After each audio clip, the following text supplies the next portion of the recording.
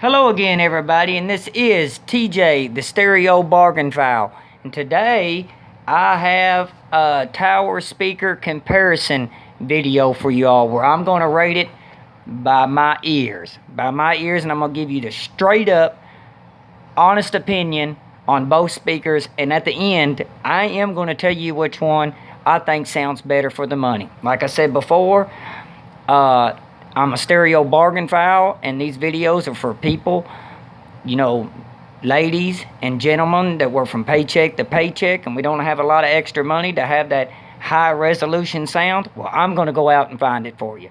So today I'm going to be comparing the Sony SS-CS3 tower speaker against the Pioneer FS52 tower speaker.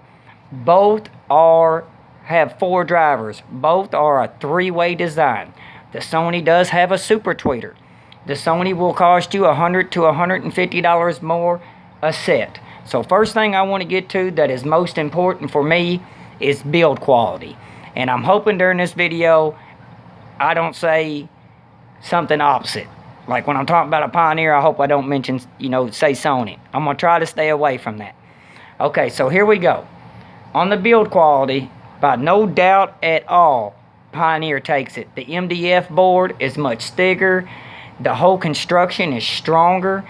The box is even flared out on the sides. That helps out with bass tremendously and the resonance inside the box. But as you'll see, for some people are really going to like the Sony because it has a front bass port, which means you can put it all the way against the wall if you don't have a lot of room. And these are all small tower speakers. And the Pioneers, yes, they are rear bass ported, so you do got to pull them a little bit away from the wall. But overall, in build quality, in my opinion, Pioneer takes it. And that's going to be 99% of the people will agree with me. The Pioneer has metal 5-way binding speaker connection post, where the Sony has plastic, but they're still nice. They're still really nice. I just like the Pioneer one's 5-way binding post a lot better.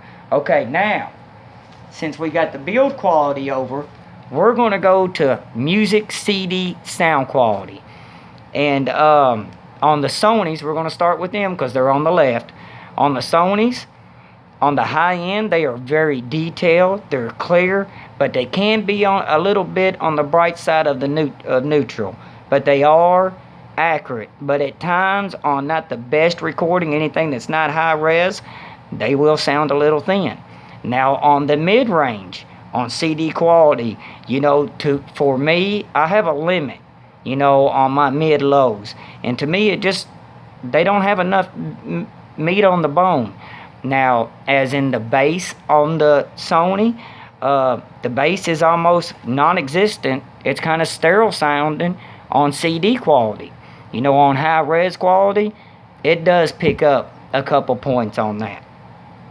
But it's crazy on these Sonys because they got like this one frequency from like 45 to 50 hertz that it just picks up in a minute. It's something on the crossover. I think Sony could have done a little bit on the low end better on that crossover, but I think they focused a lot on the top end for the super tweeter. And at the cost for these speakers new, the Sonys, getting a super tweeter is almost unheard of anyways. So now, I want to get to the sound of the Pioneers. Now the Pioneer SS52s, the highs sound clean. They're laid back a little bit. They got a sharp sound to them. They can be powerful at times. And on bad recordings, they're not going to hide anything. They're going to reveal everything. But the highs on it sound good to me on a 2.0 music listening. That's what we're going for here. CD quality, 2.0 music listening. That means no subwoofer. Alright, the mid-range on the Pioneer sound very warm, accurate, and smooth. I mean, the mid-range is just great for the price of these Pioneers. The Pioneers mids sound great. Now the bass on the Pioneers, I think I accidentally said Sony a minute ago, but we're talking about the Pioneers. Now the Pioneers, the low end, the bass, it's very fast, punchy, and it has a lot of meat on the bone. It's just good, clean bass, fast bass, like I said again, punchy. Now, let's get to the 2.1 sound with the subwoofer. Both these tower speakers, the Sony and the Pioneer, added with the subwoofer. That's what the 2.1 means. On music, the Pioneer takes it by 2 points over the Sony on music, no doubt. But on home theater, Blu-ray sound, the Sonys actually take over the Pioneer by 0.5. Even though the Sony's a little weak in the mid-range, I'm using a $600 powered subwoofer, so it kind of picks that up for the Sony. So I'll give the Sony a 0.5 point over the Pioneer and a 2.1 home theater Blu-ray audio sound. And that's giving Sony a lot of credit right there. I'm just saying. Now, we are going to get to high-res music sound. What really got me is when I started playing high-res music sound, the Sonys turned on. I mean, they went from CD quality to high-res quality is a big difference in the Sony. I could tell a difference in 2 points. And what I mean by these points, 10 being the highest. I scored these Sonys on a CD quality at about a 5.5 to a 6. Now, for the price. Now, everything I'm reviewing is for the price. Now, when I played FLAC files, lossless files, your high-res files through the Sony, it jumped up 2 points. I have never seen another speaker do that. And I really think these Sonys are really made for high-resolution sound. I done a little bit reading up on it. I didn't want to, but there was so much of a difference. I just wanted to look it up, and yes, the Sonys are built for high-res sound. Okay.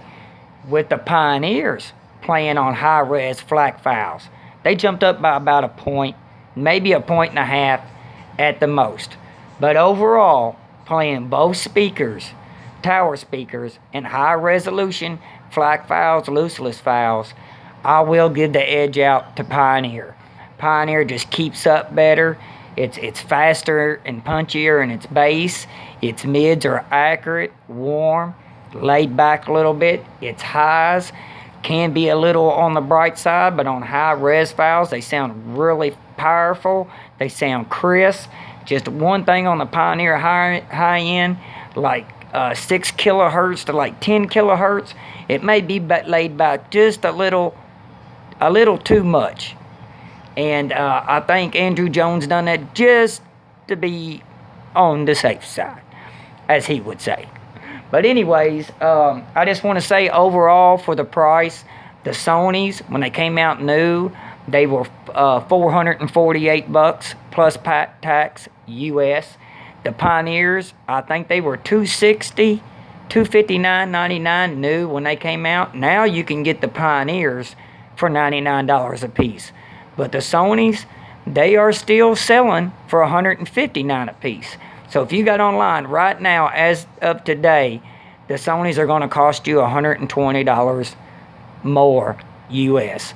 In my honest opinion, and given my comparison in between these speakers all around sound and a real world application, not in no dedicated music room, just like in a living room, just like everybody listens to their stuff, I will give the edge to Pioneer SF52. They are amazing speaker. Sometimes I think I'm listening to a $700-800 speaker with the Pioneers. Now, as far as the Sonys, to me, they sound like a $350 to a $450 speaker. So yes, I overall scored the Pioneers at a 9.0 rating out of a 10, and I scored the Sonys at a 7.7 out of 10, and this is based on the price range. And the price range on these, for me, are under $500 tower speakers. Until next time, this is TJ, the Stereo-Bargainphile. Thanks again. Peace.